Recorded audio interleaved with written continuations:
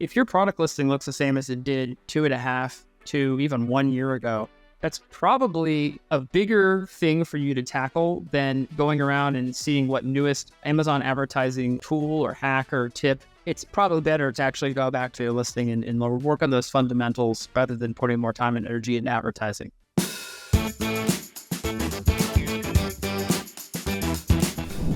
Hello, I'm your host, John Cavendish, and welcome to Season 3 of the Amazon Strategist Show, the show that's all strategy with no hacks, no silver bullets, and no magic pills, just real practical strategies to grow your Amazon business. Today, I am joined by none other, again, than Brent from AMZ Pathfinder. Brent's been on the show before, and he started AMZ Pathfinder back in 2015, so got to be one of the longest running Amazon ad services out there now, and has worked with hundreds of brands on the Amazon marketplace across North America, Europe, and Asia. Pathfinder manages millions of dollars in monthly spend, and he has a team of 22 advertising experts who speak 11 languages, which is pretty cool. He lives in Eastern France with his wife, their cat, and 2 many bicycles, which I just asked him, how many bikes do you have, Brent? And welcome to the show. Hi, John. I have 5, and I'm working on a 6th. So do you have to get sign off from your wife when you do this, or is there We have a sufficiently large garage now after moving that it's no longer a problem. Is there a bike budget? Well, it's the one thing I spend money on. I'm not much for Lambos and jets and business class and stuff like this. So bikes is pretty much what I spend money on. So there's no budget. It's just a budget is space, how much space we have in the house and what I can tolerate. Oh, I love it. And I guess if you anchor with your wife to Lambos and private jets, then no bike, no matter how ridiculous, seems expensive in any way. Right. Or crazy cruises or, exotic safari adventures. I've done none of those things. Just stick with the bikes. Yeah. Although I would love to do a safari, but that's a whole nother subject. Well, me too. Next trip. So, welcome back to the show. What's new in the Amazon advertising space? Oof, what's new?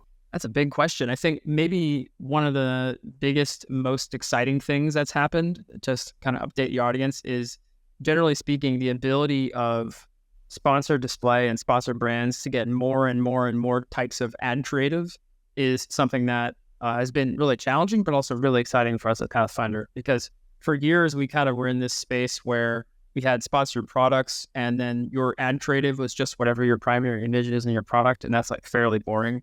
But now we have the ability to layer on so many different kinds of creative, and that has expanded to vertical video, different kinds of video, different landing pages, so you can send the traffic from those ad types to various places. So if you look at this option times that option times this option, when you go in and configure or build these campaigns, you just have so many creative tools available to you.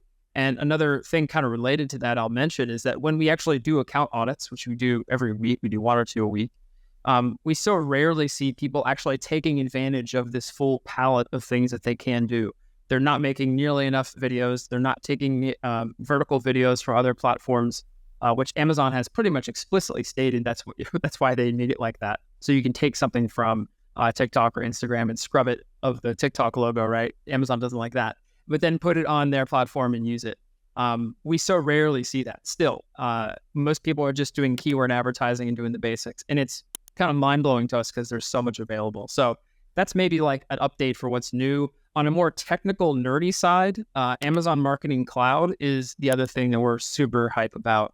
That is available mostly for companies that are spending a significant budget on Amazon DSP. Although, just talking with someone at Amazon earlier this week, there is the ability to use AMC coming to everyone who's just using sponsored ads. It's kind of rolling out a beta alpha later this year. So that's really cool. That's a much more advanced business intelligence and analytics tool, let's call it. That's available for everyone. Nice, cool. So yeah, Amazon Marketing Cloud, I haven't dived into it at all. Can you kind of take us through a high level of how that works?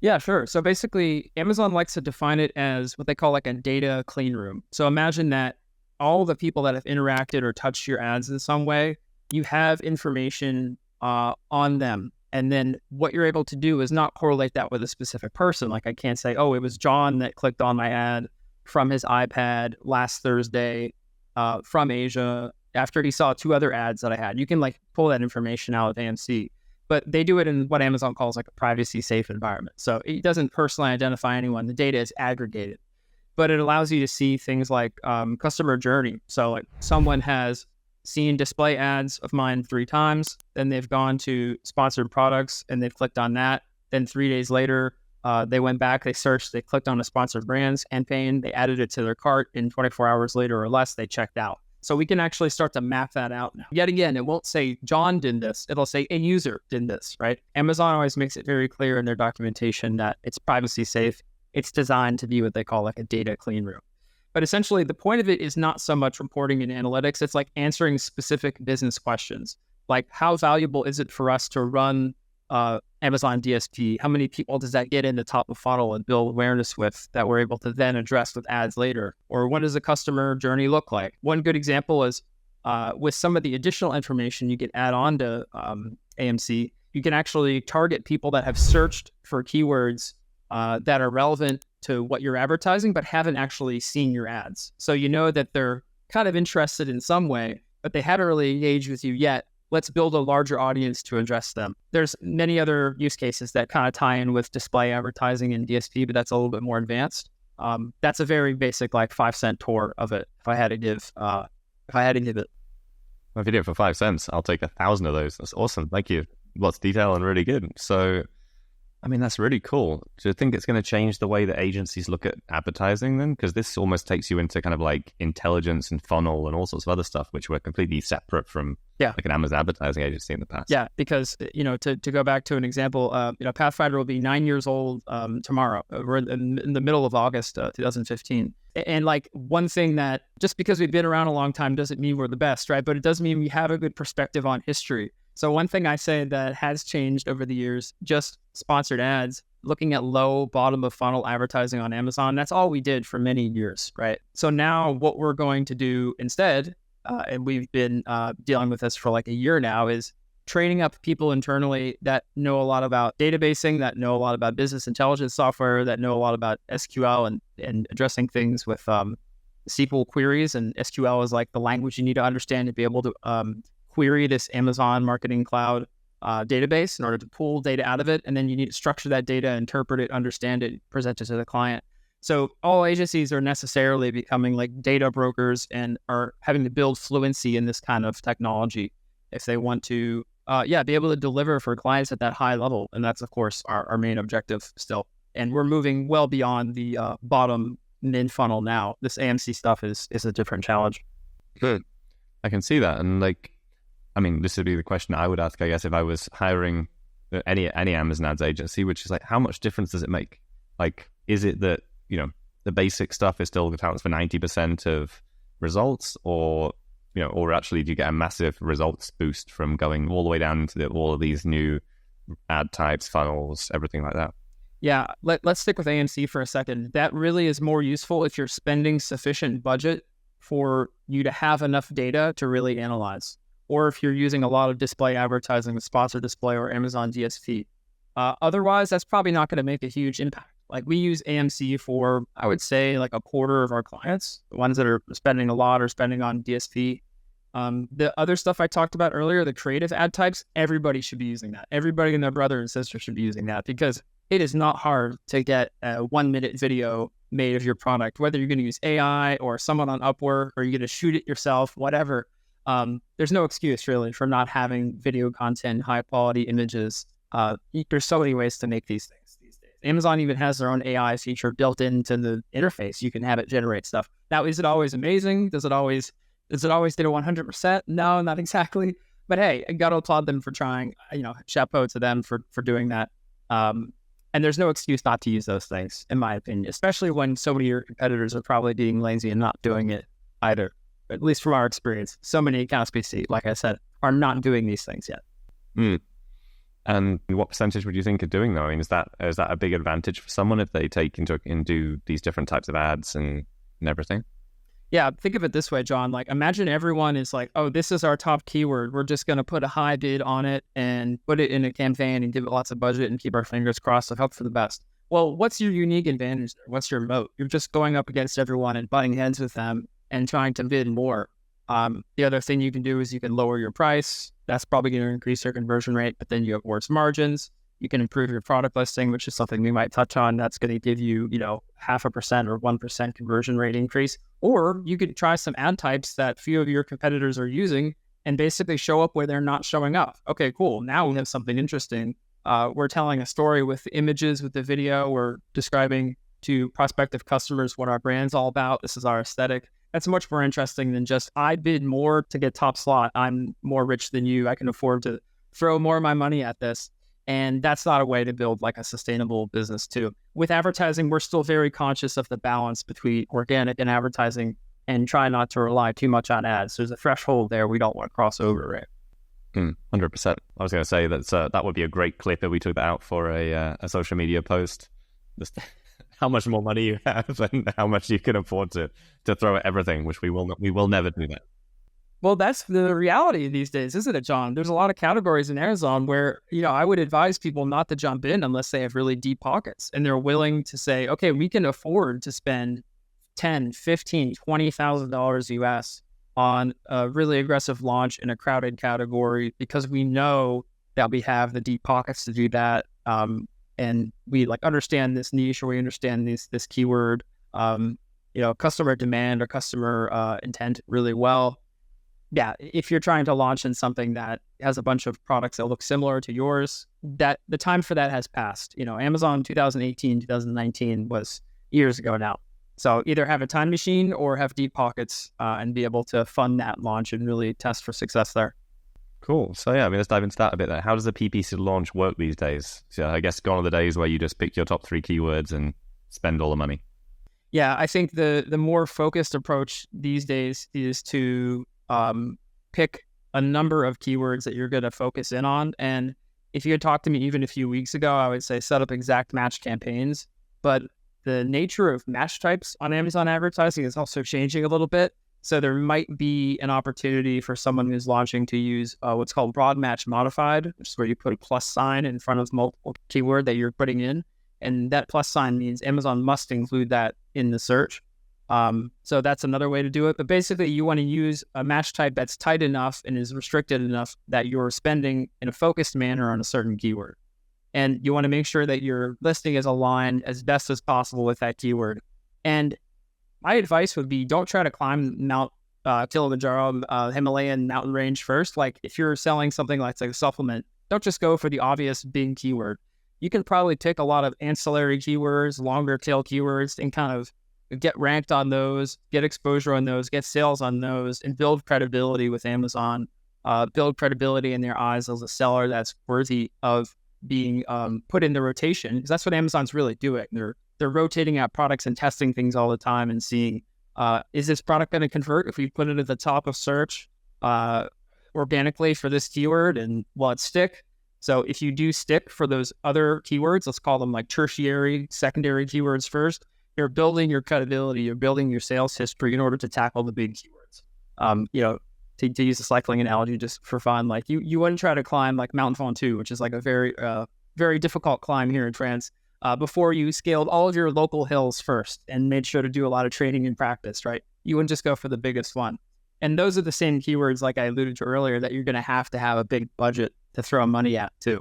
So yeah, I think the more intelligent approach these days is really calibrate that listing towards the keywords, go for those longer tail, easier keywords, and build your way up to the big one. And then, yeah, just make sure you have enough budget to throw at it.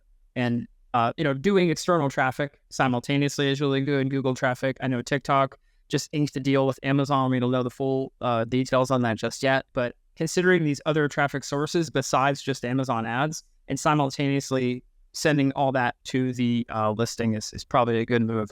Use your email list, use your social presence. You want to put everything in concert in order to really give yourself the best shot at it.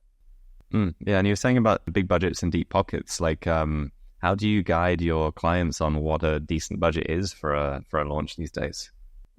Yeah, that's a back and forth conversation with them. I'm not sure how specific I can be because I'm not at the table for some of these conversations these days. A lot of our senior account managers and comms people are. They're the ones who are responsible for having that really close back and forth with the clients. There's a good number of our clients I do speak to, especially if they're considering entering like a new market. Like we have clients that'll say, this is our brand, but we're considering making a new brand over here. I'll often talk to them about that.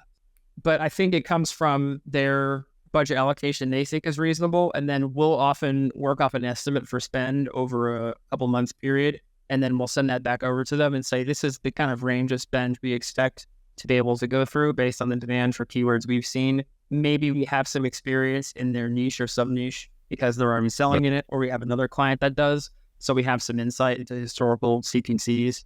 And because those are very different across different markets and sub-niches, right? There are some places on Amazon where you can still spend 50 cents a click. It's just that those aren't the most competitive categories. And there are others where, you could easily spend upwards of $4, $5, $6 per click. We like to land somewhere in between usually. But anyway, to your question, sorry, I'm not sure if I answered it really well, but the budgetary conversation, you can't put a fixed number on it. It has to be a back and forth with the client in our experience. And then we'll set aside an amount of money to do it.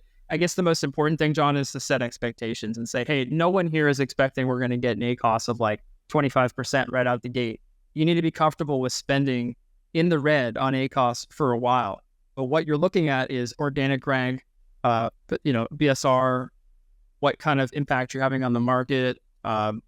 Those things are more important at first than ACoS. ACoS is a secondary metric you worry about later on. Yeah, I identify with that. So, I mean, it sounds from what you're saying, like the landscape's actually changed quite a lot as an agency as well. Because back in the day, back in 2015, I guess it was we set up, not as basic as this, but we set up some campaigns for you. We manage them, we run them. You make money, we make money. So, can you talk us through that a bit? It sounds like you now have like a production, guidance, data analytics. Seems like things have changed quite a lot in the Amazon advertising space in the last 9 years. That's true. Yeah, when you put it that way, that's true. I will say one thing, which is, and this is just being totally honest, like advertising management is a largely undifferentiated offer these days, right? So if you're an agency that's doing just ads, you don't really have too much to stand on. And this is why we as a company have diversified. So we do a lot of content work with clients now to help them improve their conversion rates, because even a 0.5 or 1% conversion rate is going to drastically improve our advertising outcomes. We make sure that they have good store pages.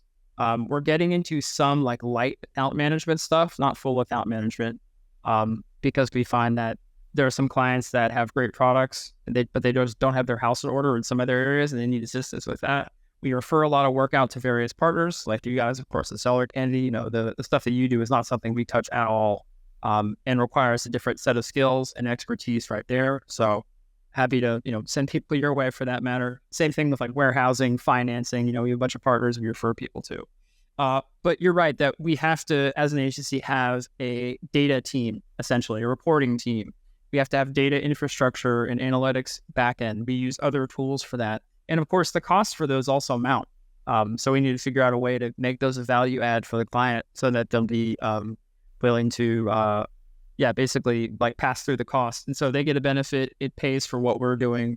And everyone's happy. Okay, so now we're moving into the part of the show where we talk about a unique or controversial opinion that you have on the Amazon landscape or e-commerce industry. So what would you like to share, Brent? Get off your chest. Yeah, sure. So I think this is actually counterintuitive for someone that's coming on the show to ostensibly talk about ads, right, John? But my feeling is actually because advertising is such a, let's call it, sexy component of Amazon, right? It's like you're talking about spending money, you're talking about doing all this work to set up these complicated systems of campaigns and creative and thinking about new ways to attract consumers to come to your brand. And there's a psychology element, which is always my favorite part. There's a data element, which a lot of people nerd out about. It's really cool, right? Everyone loves that. But what we often notice is that people spend all this time, energy, and of course, lots of money with advertising, tweaking, testing, and just doing like huge amounts of work on advertising, even on smaller budgets, like, sub 10K a month, I would consider like a small account, right? If you're spending that much. But in reality, what they should do is put time and energy into doing CRO, so conversion rate optimization, using tools that are out there. Kickfu comes to mind as one example. They have good like A/B testing. There's also the MYE, Manage Your Experiments, that's built into Seller Central. That's one we use heavily. There's other tools, the name of which I can't remember, that give you like an Amazon-ish results page, and you have people select from that. But these are all ways to get to a better conversion rate and update and adapt your product listing in light of new competitors, either domestically or from abroad in the marketplace you're selling. Shifting market conditions, like is demand for your product waning or waxing? Seasonality is a big one. and just general Amazon SERP changes and Amazon Marketplace shifts. So if your product listing looks the same as it did 2.5 to even 1 year ago, that's probably a bigger thing for you to tackle than going around and seeing what newest Amazon advertising like tool or hack or tip is in like a Facebook group or like your paid forum that you join or whatever, and then like applying that. It's probably better to actually go back to your listing and work on those fundamentals rather than putting more time and energy in advertising. My advice would be to you, business owner, hire somebody for advertising, whether they be an agency, a tool, or internal, and let them worry about that. You should stick to things like product sourcing and keeping costs down, warehousing, logistics, and working with a team hopefully you have in place that's going to do listing optimization for conversion rate in shifting markets. So many times we talk to clients and we're like, hey, when's the last time you updated this image? And they're like, oh, I don't know, like 3 years ago. It's like, oh, come on, please. and you know, another thing about images, of course, the image for sponsored products, like we talked about, is your advertisement. So not only are you changing your image for increasing your conversion rate when people actually arrive at your listing, but you might actually boost your click-through rate on the ad itself. So there's all kinds of reasons to do that. But we find that people get really lazy about it. So I guess my take, John, to sum it up is, you know, hands off the ads, go over to the manager experiments and start to run some experiments. That module is free and it's amazing that it exists. So please use it. No, I 100% agree there. You know, I think advertising agencies that don't focus on conversion are missing something. You know, if you ask, you know, I would advise anyone who's looking for an ads agency to ask them what they think about conversion. And if they say, we don't touch it, to be like, oh, that's very interesting. Or at least guide you on it or give you some kind of feedback on it because it massively affects their results. So yeah, I like that your controversial take involves hiring you, which is also always a great controversial take. Hire Brent and then focus on the listings. I mean, like I said, maybe before the call, John, you know, there's a lot of ways to get your ads done these days. There's tools, there's agencies, there's in-house people. Agree. All are equally valid. To talk to you. I agree. I 100% agree. I first talked to Brent. We've known each other a long time. I know you're going to look after them. So if you are interested, you should definitely talk to Brent. Okay, so we're wrapping up towards the end. If people do want to talk to Brent or one of your amazing team, AMZ Pathfinder, what's the best way to follow you or get in touch? Yeah, sure. I think my preferred method these days would be LinkedIn. So just search for my name, you know, Brent Zradnik on LinkedIn. I'm trying to build more of a following there. That's been a really fun exercise and probably one of my favorite social networks, even though it used to be like stodgy business. It's just actually really cool because the whole Amazon community is on there these days, and it's great to like interact with everyone that you meet at trade shows and stuff. Another way to reach me on any platform, social media, is just brent.bike. So yes, you can use .bike as a .com. It is a TLD. I bought it some years ago as a joke, but I've started to actually use it. So yeah, brent.bike. If you just put in www.brent.bike, that'll take you to my LinkedIn, Amazon Pathfinder's website, you know, everything else that you might need. Cool. So check out brent.bike or amzpathfinder.com, is it? That's right, .com. Yeah, we're still there too. Yeah. .com, yeah. If you want to inquire about working together. Awesome. So thank you so much for being here, Brent. And thanks to everyone else who's consumed this, watched it, listened.